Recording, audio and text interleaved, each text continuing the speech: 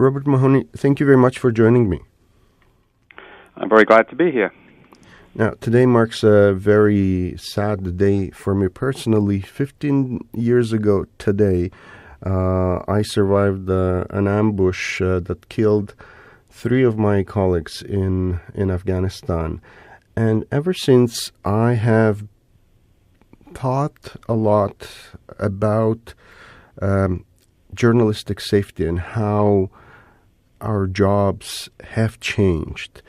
What have you seen in the last 15 years? How do you think war reporting in conflict zones has changed in the last 15 years?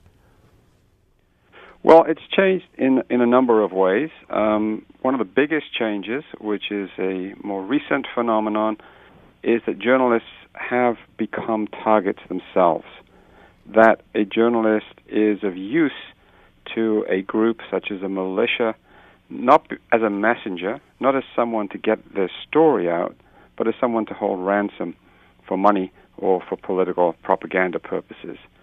This phenomenon has really taken off with the rise of the Islamic State in Syria and Iraq. What has changed in the way news organizations then approach sending reporters into conflict zones like Syria or Iraq or somewhere else, or Mali, where they can, get kidnapped or they're held for ransom or killed for propaganda purposes on, social media? One of the big changes is that there are now 2 distinct groups of journalists out there in the field bringing us news. One is the traditional group that we know from the days of, news organizations that had large bureau networks around the world, and the others are freelancers.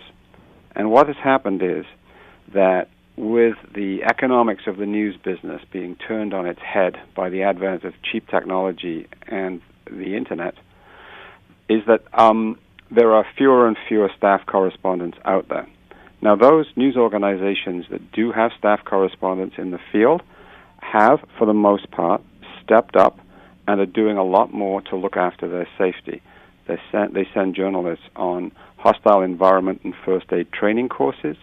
They provide them with safety equipment, which they never used to, such as flak jackets, bulletproof vests, helmets, good communications, and they make sure that they have proper planning and proper evacuation protocols in place. So if you're working for the CBC or the BBC or the New York Times, you are going to be much better looked after in 2016 than even when you were ambushed back in 2001 after the 9/11 incident. So that's one set of journalists. They're better looked after than they used to be. But there's another group of journalists out there now, freelancers, who are providing a lot of the content that we now consume. So those journalists, those freelancers, are at risk, and they are the ones that really concern me. And what we're trying to do at the Committee to Protect Journalists is to get the news organizations that hire those freelancers to treat them as they would treat their own staff.